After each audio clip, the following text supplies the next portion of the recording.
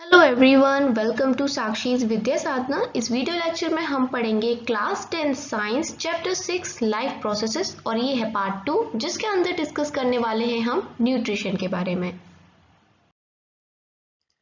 Topic 6.2 nutrition. देखो, हम अगर बैठे होते हैं या साइकिल चलाएं या खा रहे हो या नाच रहे हो, हर चीज में हमें एनर्जी की जरूरत होती है। इवन अगर हम कोई एक्टिविटी नहीं भी कर रहे हैं तो भी हमें किस चीज की जरूरत होती है? एनर्जी की। अभी आप इस वीडियो को देख रहे हो तो ये मत सोचना कि आपको एनर्जी की जरूरत नहीं है। आपकी एनर्जी लग रही है चीजों को समझने में। इवन आप बैठे हो या सो भी रहे हो तो भी आपकी बॉडी के अंदर बहुत सारी प्रोसेस होती रहती हैं जिसके लिए एनर्जी कंज्यूम होती है। लाइक कौन सी प्रोसेस होती है जब आप सोते हो? दिल का धड़कना, लंग्स का कॉन्ट्रैक्शन, रिलैक्सेशन, ये सब होता रहता है। अब मैं आपको जो पढ़ा रही हूँ, बोल रही हूँ, तो उसमें मेरी एनर्जी खर्च हो रही है, यानी एनर्जी कंज्यूम हो रही है बोलने में भी। तो देखो, हम अपनी बॉडी के बाहर से बहुत सारे ऐसे मटेरियल है हमारी बॉडी के बाहर जिन्हें हम यूज करते हैं ताकि हमारा शरीर ग्रो हो, डेवलप हो, हम प्रोटीन को सिंथेसाइज करें और भी बहुत सारे सब्सटेंस को जिनकी हमारे शरीर को जरूरत होती है उनको लेते हैं। और इन सारे सब्सटेंस से हमें एनर्जी मिलती है और एनर्जी का जो सोर्स है वो क्या है? फूड, जो हम खाते हैं। अगर हम अच्छा खाना खाते हैं तो हमें एनर्जी की भरमार होती है, और अगर हम वही जंक फूड खाते हैं तो हमारी एनर्जी अच्छी नहीं रहती है। How do living things get their food? So question ये आता है कि ये तो पता चल गया कि एनर्जी हमें मिलती किससे? फूड से मिलती है। अब ये फूड कहाँ से आता है? जो भी लिविंग थिंग्स हैं वो अपना खाना कहाँ से लाती हैं, कैसे बनाती हैं, ये सब हम देखने वाले हैं। The general requirement for energy and materials is common in all organisms, but it is fulfilled in different ways. देखो, जो एनर्जी की रिक्वायरमेंट होती है और जो भी मटेरियल ऑर्गेनिजम्स को चाहिए रहता है, हम भी ऑर्गेनिजम्स हैं, तो वो ज़्यादातर सेम ही होता है, लेकिन उसे किस प्रकार से हम कंज्यूम करेंगे वो डिफरेंट होता है। कुछ ऑर्गेनिज्म क्या होते हैं? सिंपल फूड को ऑब्टेन करते हैं फिर from inorganic substance in the form of carbon dioxide and water. और कुछ ऑर्गेनिजम्स कैसे होते हैं? वो ऑटोट्रॉप्स होते हैं। ऑटोट्रॉप्स कौन से होते हैं? जैसे ग्रीन प्लांट है और कुछ बैक्टीरियाज हैं। डोंट वरी, अभी हम इन डिटेल भी देखेंगे ये ऑटोट्रॉप्स और हेटेरोट्रॉप्स क्या होते हैं। सो अभी आप बस ऐसे ही इंट्रोडक्शन सा चल रहा है तो उसको देखो, डिटेल में तो पढ़ेंगे ही अभी। अदर ऑर्गेनिजम्स कौन से होते हैं? जो कॉम्प्लेक्स सब्सटेंस यूटिलाइज करें। अभी ऊपर हमने देखा था कुछ मटेरियल ऐसे हैं जो सिंपल फूड को कंज्यूम कर रहे थे, और कुछ ऑर्गेनिजम्स ऐसे हैं वो कॉम्प्लेक्स सब्सटेंस को करते हैं, और ये कॉम्प्लेक्स सब्सटेंस को वो कंज्यूम कर लेते हैं, लेकिन बॉडी के अंदर ये यूटिलाइज तभी हो पाएंगे जब हम इन कॉम्प्लेक्स सब्सटेंस को छोटे छोटे सिंपल वंस में तोड़ देंगे, ठीक है, before they can be used for upkeep and growth of the body. अब जैसे आप सपोज करो आप रोटी खाते हो तोड़ के, है ना, तोड़ के खाते हो मुंह में, लेकिन जितना बड़ा आप गुस्सा खाते हो, है ना, एक बाइट लेते हो, उतना ही आप निगलते नहीं हो उसको, फर्दर आप छोटे छोटे सिंपलर टुकड़ों में बना लेते हो। पहले आपने कॉम्प्लेक्स खाए, मैं ये आपको समझाने के लिए बता रही हूँ। आपके दांत क्या करते हैं? उसको छोटा कर देते हैं, देन फर्दर और प्रोसेस होती है जब वो अंदर जाता है। ये सब हम इस चैप्टर में पढ़ेंगे। To achieve this, organisms use biocatalyst called enzymes। और ये सब काम करने के लिए organisms क्या यूज करते हैं? बायोकैटलिस्ट यूज करते हैं। यानी बायोकैटलिस्ट क्या होती है? एंजाइम्स। पहले तो समझो कैटलिस्ट क्या होती है। कैटलिस्ट किसी भी रिएक्शन के रेट को इंक्रीज कर देती है, मतलब अब रिएक्शंस जो भी होते हैं वो जल्दी जल्दी होने लग जाते हैं इससे, और ये बायोकैटलिस्ट है। तो जब बायोकैटलिस्ट होंगी उनको हम एंजाइम कहेंगे। Thus, heterotrophs survival depends directly or indirectly on autotrophs. Heterotrophic organisms include animals and fungi. Fungi भी बोलते हैं बहुत लोग, आप फंगी जो भी बोलना चाहे बोल लो, it depends on you. Okay, देखो, तो हेटेरोट्रॉप्स क्या होते हैं? अभी मैंने आपको बताया था autotrophs, green plants and bacteria. ये नॉर्मल सुनो कि ये अपना खाना खुद बनाते हैं, ठीक है। और हेटेरोट्रॉप्स वो होते हैं जो प्लांट्स पे यानी ऑटोट्रॉप्स पे डिपेंड होते हैं डायरेक्टली और इनडायरेक्टली। कौन कौन हेटेरोट्रॉप्स है?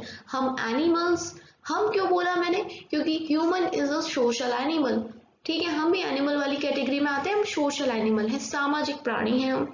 और फंजाई ये भी हेटेरोट्रॉपिक ऑर्गेनिज्म है, ये दूसरों पे डिपेंड होते हैं अपने खाने के लिए। आगे हम डिटेल में देखेंगे, सो डोंट वरी, ओके, बने रहिएगा। ऑटोट्रॉपिक न्यूट्रिशन, तो वैसे शॉर्ट में मैंने आपको बता दिया था कि ये वो होते हैं जो अपना खाना खुद बनाते हैं, ठीक है, और बाकी हम एनिमल्स डायरेक्टली और इनडायरेक्टली इन पे ही डिपेंड होते हैं जो ऑटोट्रॉप्स होते हैं। और अब हम ये जो ऑटोट्रॉप्स जिस प्रकार का न्यूट्रिशन करते हैं उसको बोलते हैं ऑटोट्रॉपिक न्यूट्रिशन। सो हम पढ़ने वाले हैं ऑटोट्रॉपिक न्यूट्रिशन के बारे में। अब इनकी रिक्वायरमेंट क्या होती है प्लांट्स की, क्योंकि प्लांट्स करते हैं ऑटोट्रॉपिक न्यूट्रिशन को, इनको कार्बन चाहिए रहता है और एनर्जी चाहिए रहती है। एनर्जी तो मैंने आपको बताया हर लिविंग बीइंग को चाहिए है काम करने के लिए, जिंदा रहने के लिए। तो कार्बन और एनर्जी की जो इनकी रिक्वायरमेंट है ऑटोट्रॉपिक ऑर्गेनिजम्स की, जैसे कि प्लांट्स, वो फुलफिल होती है by the process of photosynthesis. तो ये जो फोटोसिंथेसिस प्रोसेस है अभी हम डिस्कस करेंगे, लेकिन मैं आपको बताऊंगी क्लास 6 में भी हमने इसके बारे में जिक्र किया है। It is a process by which autotrophs takes in substance from the outside and convert them into a stored form of energy. तो ये इनके खाना बनाने की प्रोसेस है। प्लांट्स जिस प्रोसेस से अपना खाना बनाते हैं उसी को हम फोटोसिंथेसिस कहते हैं।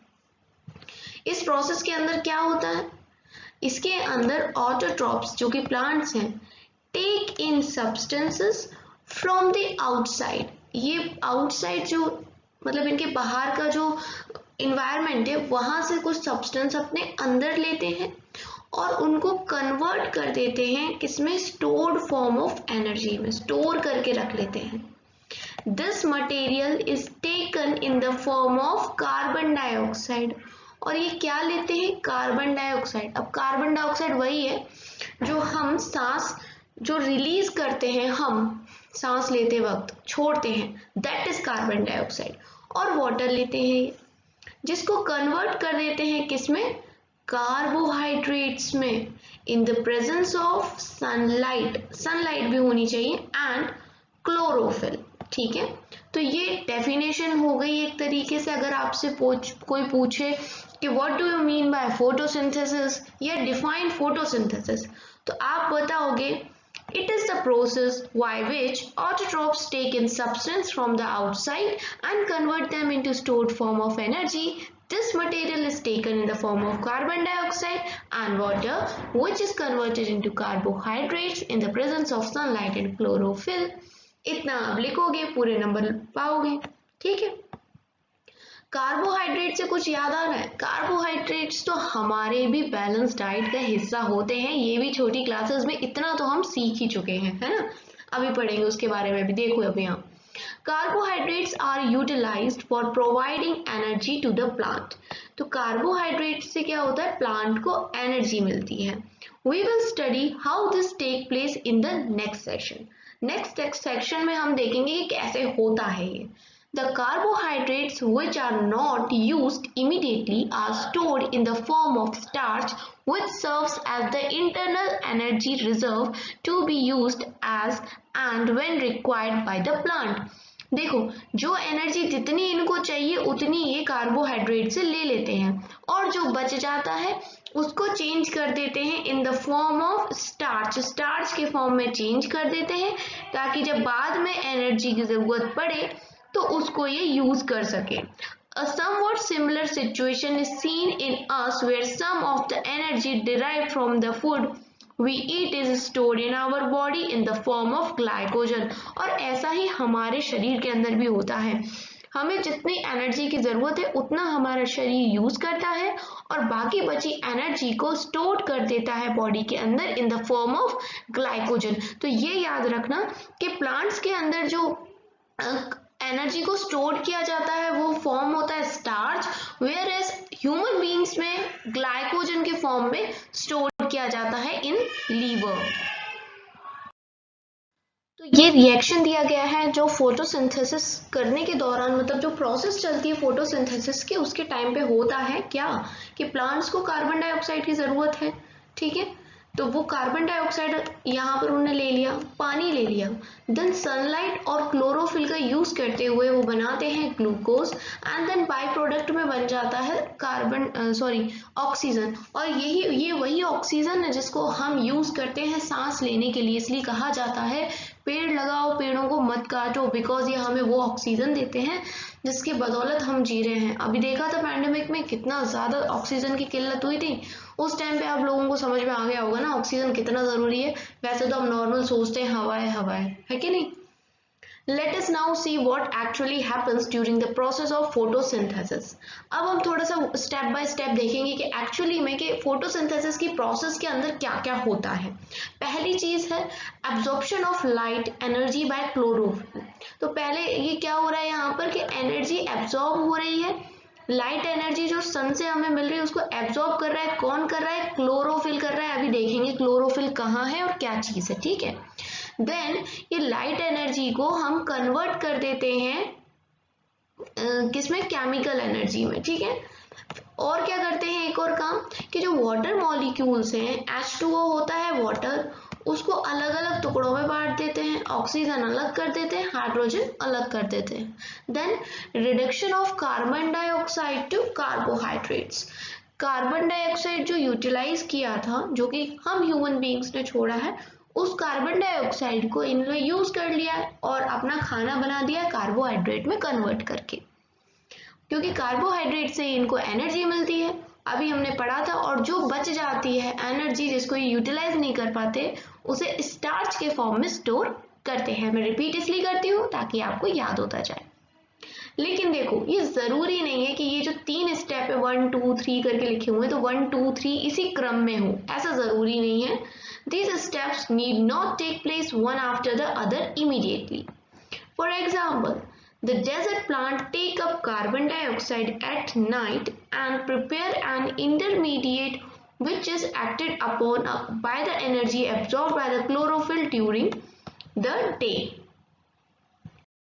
प्लांट्स क्या करते हैं? रात के टाइम पे कार्बन डाइऑक्साइड को ले लेते हैं और जो एक इंटरमीडिएट चीज होती है उसे बना लेते हैं, ठीक है। जिसके बाद जब दिन में डे में क्या होता है, एनर्जी मिलती है उनको, लाइट एनर्जी मिलती है, और क्लोरोफिल की सहायता से यूज करके ये क्या बना लेते हैं? अपना खाना बना लेते हैं। तो जरूरी नहीं है कि ये स्टेप्स 1 by 1 ही हो। नाउ अब आगे देखते हैं। Let us see how each of the component of the above reaction are necessary for photosynthesis. If you carefully observe cross section of a leaf under microscope, तो पहली चीज तो क्रॉस सेक्शन कहाँ का देख रहे हैं। देखो ये पत्ता होगा ऐसे पूरा, पान का पत्ता लग रहा है ये, ठीक है, कुछ इस प्रकार का पत्ता होता है, ठीक है। थोड़ी ड्राइंग उतनी अच्छी नहीं है क्योंकि मैं एक आर्ट टीचर नहीं हूँ, तो जैसी बन गई है वैसे हम काम चला लेते हैं। तो ये कुछ पत्ता होता है, ठीक है, इस प्रकार का। कलर चेंज करूंगी और आपको बाकी की चीजें समझाने की कोशिश करूंगी। देखो पहली चीज तो इन्होंने सिर्फ हाफ पत्ता लिया है, मतलब देखो हाफ लिया है, तो ये वाला जो एरिया है ना ये, और जहां से मैंने ये लाइन चला दी, हम इसको माइक्रोस्कोप में देखने वाले हैं। और इसका जो माइक्रोस्कोप वाला वर्जन है वो नीचे दिया हुआ है कि अगर तुम माइक्रोस्कोप से देखोगे तो कुछ इस प्रकार का दिखेगा जैसा नीचे दिख रहा है। अब कुछ चीज को डिस्कस कर लेते हैं। ये बीच की जो जाती है लाइन सी, पत्ते में कभी देखना ये तो दिख जाती है पत्तों में, इसे मिड रिब कहते हैं। और बाकी की जो पतली पतली सी ऐसी फैली होती नसों जैसी, उसे वेन ही कहते हैं, ठीक है। ये आप इतना बस पता करो। अब क्रॉस सेक्शन जो यहाँ पर है ना, इसका बड़ा सा रूप दिए रखा है यहाँ पे। अगर हम माइक्रोस्कोप से देखेंगे तो ये आप अपने स्कूल्स में कर सकते हो जाके, फिलहाल तो आप यही देख लो बुक में कैसा दिखता है। You will notice that some cells contain green dots. These green dots are cell organelles called chloroplast which contain chlorophyll. देखो कहाँ बनी है ये ग्रीन कलर की डॉट्स, यहाँ बनी है जिनको क्लोरोप्लास्ट कहते हैं। ये सेल ऑर्गेनल्स हैं और इन्हीं के अंदर क्लोरोफिल होता है। और आपको तो पता है ना क्लोरोफिल कितना जरूरी है, क्योंकि ये ही एब्जॉर्ब करता है लाइट एनर्जी को। लिखा है ना यहाँ पर पहले वाले पॉइंट में, तो ये क्लोरोफिल क्लोरोप्लास्ट के अंदर होता है। कोई एक नंबर में भी पूछे तो बता देना। Let us do an activity which demonstrate that chlorophyll is essential for photosynthesis। तो हम एक एक्टिविटी करेंगे जिससे हमें पता चल जाएगा कि क्लोरोफिल कितना जरूरी है फोटोसिंथेसिस के लिए। एक्टिविटी जरूरी है इसलिए हम उसे डिस्कस करेंगे। एक्टिविटी 6.1 हमें क्या करना है, एक पॉटेड प्लांट लेना है जिसकी पत्तियां वेरिएटेड हो, मतलब कि उनके अंदर येलो रंग भी हो। ग्रीन तो होता ही है नॉर्मल पत्तियों में, लेकिन उसके साथ ऐसा ग्रीन कलर भी हो। और ऐसी कॉमन पत्ती की बात करा जाए तो मनी प्लांट बहुत ही कॉमन है, इजीली हर जगह अवेलेबल होता है। अब इस प्लांट को हम एक डार्क रूम में रखेंगे 3 दिन तक के लिए, ताकि जो भी स्टार्च है वो सारा यूटिलाइज हो जाए। अब ये स्टार्च क्या था, ये स्टोर्ड एनर्जी थी, है ना। पहले जैसे कि हमारे शरीर में भी स्टोर एनर्जी रहती है, हम 1 दिन 2 दिन ऐसे भूखे रहते हैं, काम भी कर लेते हैं, व्रत रखती है ना मम्मियाँ, लेकिन उसके बाद क्या रहता है कि हमें फिर एनर्जी की जरूरत पड़ने लगती है। तो जो हम काम कर रहे हैं, व्रत में भी काम कर पा रहे हैं, वो इसलिए क्योंकि हमारे अंदर कुछ स्टोर्ड एनर्जी थी। और अभी हमने पीछे देखा कि प्लांट भी अपना खाना बनाता है, कार्बोहाइड्रेट में कन्वर्ट करता है, लेकिन उसके बाद जो बच जाती है एनर्जी जिसको वो यूटिलाइज नहीं कर पाता, उसको स्टार्च के फॉर्म में रख देता है। तो अब 3 दिन तक ये स्टार्च को यूज करेगा। अब क्या करेंगे, 6 घंटे के लिए उन प्लांट्स को 3 दिन बाद निकाल के सनलाइट में दोबारा रख देंगे। अब देखो जैसे इस प्लांट में जिस जिस जगह पे हरा रंग है उस जगह को हम ट्रेस करने के लिए, ताकि बाद में हमें पता तो रहे कि कहाँ पर था ग्रीन कलर या कहाँ पे नहीं था, तो स्केच सा बना लेंगे एक शीट ऑफ पेपर पे। अब इस पत्ती को हम बॉइलिंग वाटर में डालेंगे कुछ टाइम के लिए, उसके बाद इसको हम अल्कोहल वाले बीकर में डाल देंगे। अब उठा के इस बीकर को, देखो एक ऐसा बीकर है जिसके अंदर पत्ती रखी हुई है, मैं पत्ती बना दूं आपके लिए, वेट करना, वेट। तो यहाँ पर हमने एक पत्ती बना दी, ये पत्ती है जो कि बीकर के अंदर रखी है। और बीकर के अंदर क्या है, बीकर के अंदर है अल्कोहल। तो ये येलो कलर से अल्कोहल है बीकर के अंदर, और उस अल्कोहल में पड़ी है ये पत्ती। अब उस पूरे बीकर को उठा के हम काय में रख देंगे, वाटर बाथ में।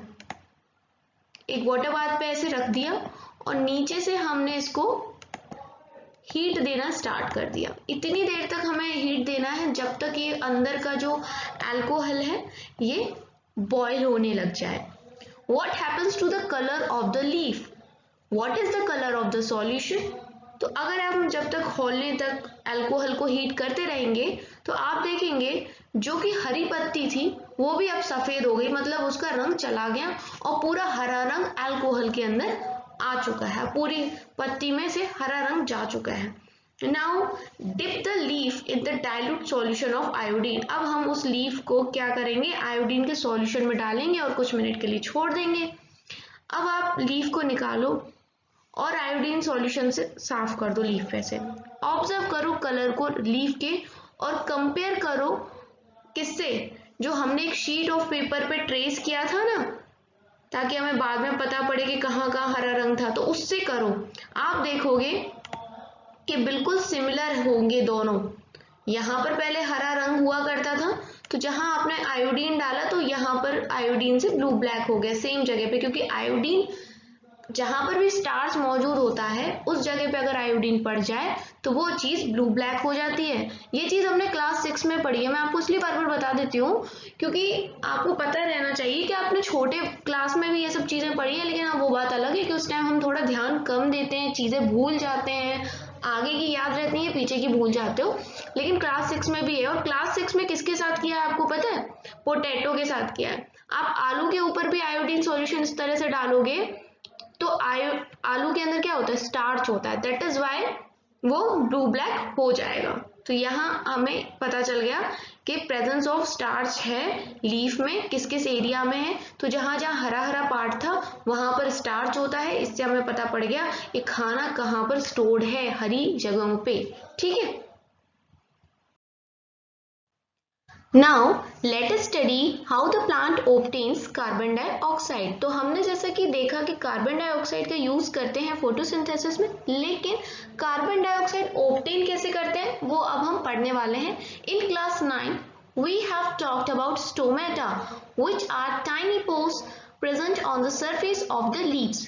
तो क्लास 9th में हम ये पढ़ के आ रहे हैं कि स्टोमेटा क्या होता है, छोटे छोटे से पोर्स होते हैं किस पर, लीव्स के सरफेस पर। ठीक है, आगे देखते हैं। ये आपको यहाँ पर पिक्चर में भी दिखाई दे रहा है, ओपन एंड क्लोज स्टोमेटा। ये ओपन है क्योंकि ये थोड़ा सा बड़ा दिख रहा है आपको, तो ओपन है। ये क्लोज है, पास पास आ रखे हैं। ठीक है। Massive amount of gaseous exchange take place in leaves through these pores for the purpose of photosynthesis।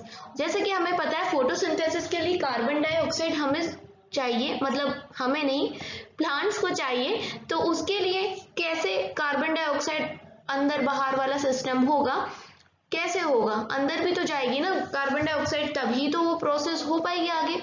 तो उसके लिए ये पोर्स बने हैं छोटे छोटे, और इन्हीं पोर्स की सहायता से जो कार्बन डाइऑक्साइड होती है वो अंदर से बाहर जाती है। But it is important to note here that exchange of gases occurs across the surface of stems, roots and leaves as well। तो देखो यहाँ पर आपको डायग्राम में लीव्स दे रखा है और ऊपर लीव्स की बात करी गई है, तो ये मत सोचो कि सिर्फ और सिर्फ लीव से ही होता है। एक्सचेंज ऑफ गैसेस स्टेम से भी होता है, रूट से भी होता है, लीव्स से तो होता ही होता है। Since large amount of water can also be lost through these stomata, the plant closes these pores when it doesn't need carbon dioxide for photosynthesis।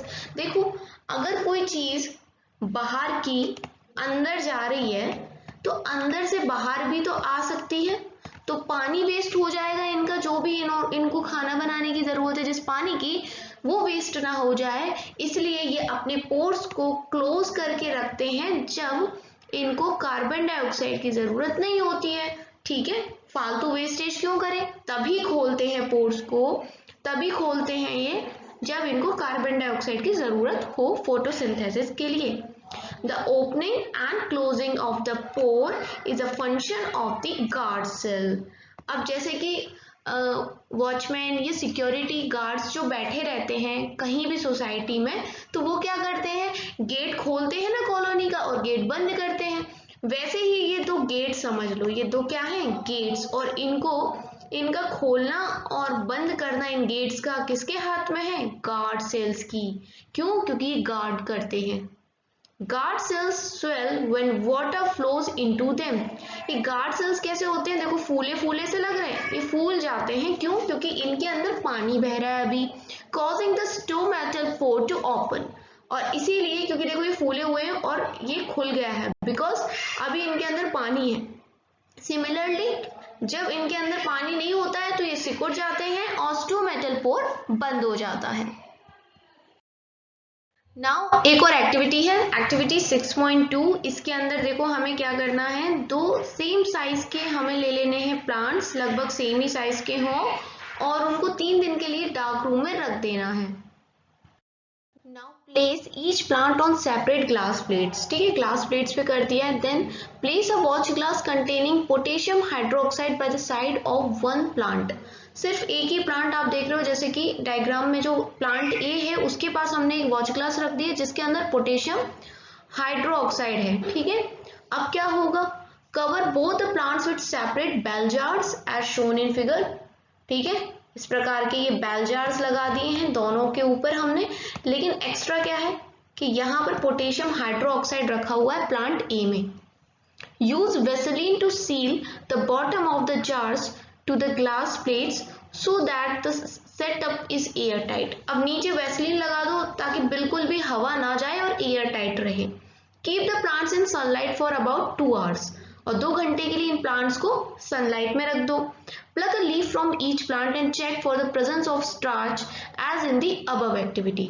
अब दोनों में से आप एक एक पत्ती तोड़ोगे और जैसे हमने पहले स्टार्च का प्रेजेंस कैसे किया था आयोडीन की मदद से, वैसे यहाँ करना है। Do both the leaves show the presence of same amount of starch? क्या सब लीव्स में आपको सेम दिख रहा है स्टार्च का amount? What can you conclude from this activity? क्या बताएंगे आप इस एक्टिविटी से, बताइए, फिर 1 मिनट के बाद मैं आपको बताती हूँ। तो सोचा आपने क्या डिफरेंस रहा होगा इन दोनों के स्टार्च टेस्ट का। तो डिफरेंस ये रहा कि जो ए प्लांट है, प्लांट ए, उसका जो स्टार्च टेस्ट हमने किया है तो वो ज़्यादा नहीं स्टार्च शो करेगा। आयोडीन टेस्ट करेंगे तो स्टार्च शो नहीं करेगा ज़्यादा। क्यों? क्योंकि जो पोटेशियम हाइड्रोक्साइड हमने यहाँ पर रख दिया था वॉच ग्लास के अंदर, इसके जार के अंदर, उसने सारी कार्बन डाइऑक्साइड कर ली एब्जॉर्ब। और जब कार्बन डाइऑक्साइड नहीं होगी तो फोटोसिंथेसिस नहीं हो पाएगी, और फोटोसिंथेसिस नहीं होगी तो खाना कैसे बनाएंगे? तो जब खाना नहीं है तो फिर कहाँ से स्टार्च आएगा? सो इसलिए पार्ट ए ने हमें स्टार्च नहीं दिया, जबकि जिसमें पोटेशियम हाइड्रोक्साइड नहीं था उसने अच्छे से अपना क्या किया, फोटोसिंथेसिस की प्रोसेस की, और फिर बाद में हमें स्टार्च देखने को मिलता है। ये था activity 6.2। Based on the two activities performed above, can we design an experiment to demonstrate that light is essential for photosynthesis? तो जो अभी हमने दो एक्टिविटीज करी हैं उसमें हम एक डिजाइन कर सकते हैं एक एक्सपेरिमेंट जिसमें हम डेमोन्स्ट्रेट करें कि सनलाइट कितनी इसेंशियल होती है फोटोसिंथेसिस के लिए। So far we have talked about how autotrophs meet their energy requirements, है ना। हमने देखा कि किस प्रकार से एनर्जी की जो रिक्वायरमेंट्स होती है एनर्जी लेने के लिए उन्हें, वो कैसे ऑटोट्रॉप्स लेते हैं। But they also need other raw materials for building their body. लेकिन इसके अलावा भी उनको कुछ चीज़ें चाहिए होती हैं, जैसे कि हम ह्यूमन बींग्स बैलेंस डाइट में carbohydrates, fats, vitamin, minerals, proteins ले लें, लेकिन उसके अलावा भी कुछ माइक्रो न्यूट्रिएंट्स होते हैं लाइक कैल्शियम, आयोडीन। इन सब की कमी हमारे शरीर में नहीं होनी चाहिए, होती है तो हमें बीमारियां हो जाती हैं। वैसे ही प्लांट्स को कुछ छोटे मोटे और भी चीज़ों की ज़रूरत होती है, जैसे कि छोटी मोटी नहीं बड़ी ही हैं, जैसे कि water used in photosynthesis. Water वो कहाँ से ले लेगा? सॉइल में। हम पानी डालते हैं जड़ों में और ऊपर पहुंच जाता है जड़ों की सहायता से वो, ठीक है। देन अदर मटेरियल्स और क्या क्या है? Nitrogen, phosphorus, iron, magnesium. Iron की जरूरत हमें भी होती है। Are taken up from the soil. तो सॉइल में ये बाकी चीज़ें भी होती हैं जिसे हम ले लेते हैं, मतलब ये प्लांट्स ले लेते हैं। Nitrogen is an essential element used in the synthesis of proteins and other compounds. तो प्रोटीन की ज़रूरत प्लांट्स को भी होती है, और उस प्रोटीन के लिए मेन कंपोनेंट है nitrogen. This is taken up in the form of inorganic nitrates और नाइट्राइट्स। तो नाइट्रोजन को किस फॉर्म में लेते हैं ये प्लांट्स?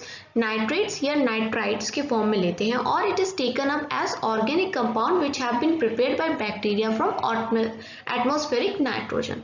अब आप ये सोच सकते हैं कि हमारे नाइट्रोजन में इतना ज़्यादा हमारे एटमॉस्फेयर में इतना ज़्यादा नाइट्रोजन मौजूद है तो क्यों नहीं ले लेते हैं वहाँ से?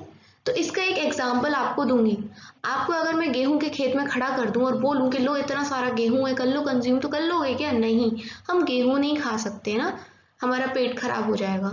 हम पहले उसको आटा, उसका क्या करते हैं, गेहूं को पिसवा के आटा बनाते हैं, देन उसका फिर आटा लगाते हैं, देन चपाती बनाते हैं, जब पक जाता है तब उसको कंज्यूम कर पाते हैं। गेहूं के खेत में तो खड़ा कर दिया, कितना गेहूं है, नहीं कर पा रहे ना। वैसे ही ये लोग नाइट्रोजन नहीं कर पाते हैं। जिस प्रकार के जिस फॉर्म में नाइट्रोजन अवेलेबल है एटमॉस्फेयर में, इसको ये यूज नहीं कर पाते हैं डायरेक्टली, ये इसको कन्वर्ट करते हैं एंड देन यूज करते हैं। अब हम देखने वाले हैं हेटेरोट्रॉपिक न्यूट्रिशन को। हेटेरोट्रॉपिक न्यूट्रिशन, तो अभी हमने देखा था ऑटोट्रॉपिक, अब देख रहे हैं हेटेरोट्रॉपिक। इसके अंदर क्या होता है? Each organism is adapted to its environment. The form of nutrition differs depending on the type and availability of food material as well as how it is obtained by the organisms. तो देखो heterotrophic nutritions बहुत different होते हैं different organisms के लिए। Depend करता है कि किस प्रकार का फूड अवेलेबल है, क्या टाइप है, और कैसे ऑर्गेनिज्म उसको अडेप्ट करेगा, ठीक है, ऑब्टेन करेगा। For example, whether the food source is stationary, जैसे कि ग्रास है, ग्रास तो भागेगी नहीं ना, एक ही जगह रहेगी। और या तो मोबाइल है, जैसे कि जो भाग सकता है, डियर, शेर डियर को खाता है तो वो भाग रहा है, तो डियर को पकड़ने के लिए शेर को भी उसके पीछे भागना पड़ेगा। लेकिन गाय घास खा रही है और उसको कोई चिंता नहीं है, क्योंकि घास जहाँ पर है वो वहीं पर है। तो इस पे भी डिपेंड करता है। Would allow for differences in how the food is assessed and what is the nutritive apparatus used by a cow and a lion. There is a range of strategies by which the food is taken in and use by the organisms. बहुत प्रकार की strategies होती हैं, different types होते हैं, process होती हैं शरीर के अंदर जिस प्रकार से और एक ऑर्गेनिज्म खाने को कंज्यूम करता है। Some organism break down the food material outside the body and then absorb it. कुछ मटेरियल्स कैसे होते हैं कि खाने को बाहर ही ब्रेक डाउन कर लेते हैं, शरीर के बाहर ही कर लेते हैं एंड देन उसको अब्सॉर्ब करते हैं, जैसे कि fungi like bread molds, yeast and mushrooms or other take in whole material and break it down inside the body। जैसे कि हम खाना लेते हैं और शरीर के अंदर उसको ब्रेक डाउन करते हैं। What can be taken in and broken down depends on the body design and functioning। किस खाने को बाहर ही ब्रेक डाउन करना है और किस खाने को शरीर के अंदर ब्रेक डाउन करना है, ये डिपेंड होता है बॉडी के डिजाइन पर और बॉडी की फंक्शनिंग पे। Some other organisms derive nutrition from plants or animals without killing them। कुछ ऐसे ऑर्गेनिजम्स भी होते हैं जो अपना न्यूट्रिशन प्लांट्स और एनिमल से लेते हैं लेकिन उनको मारते नहीं, कोई मतलब उनको खत्म नहीं करते हैं। जैसे अगर शेर अपना न्यूट्रिशन कहाँ से लेगा, डियर या छोटे जानवरों से लेगा, तो उसको मार ही रहेगा पूरे तरीके से। गाय घास खा रही है तो एक तरीके से घास तो खत्म ही हो रही है। लेकिन कुछ ऐसे हैं जो किल नहीं करते हैं, जैसे पैरासाइटिक न्यूट्रिशन।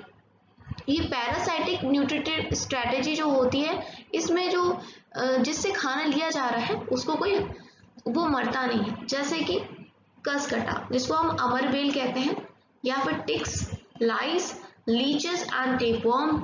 समझ रहे हो ना, जुएं आपको मार तो नहीं देते हैं बट हाँ आपका खून पीते रहते हैं और खुद फल फूलते हैं।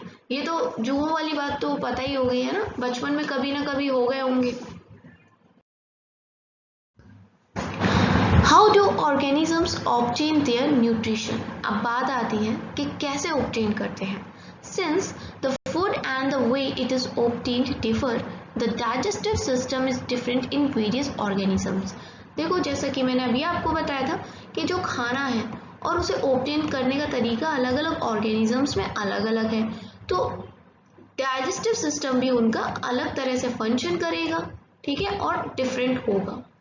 जो सिंगल सेल्ड ऑर्गेनिजम्स होते हैं, मतलब एक ही सेल के बने होते हैं, the food may be taken in by the entire surface.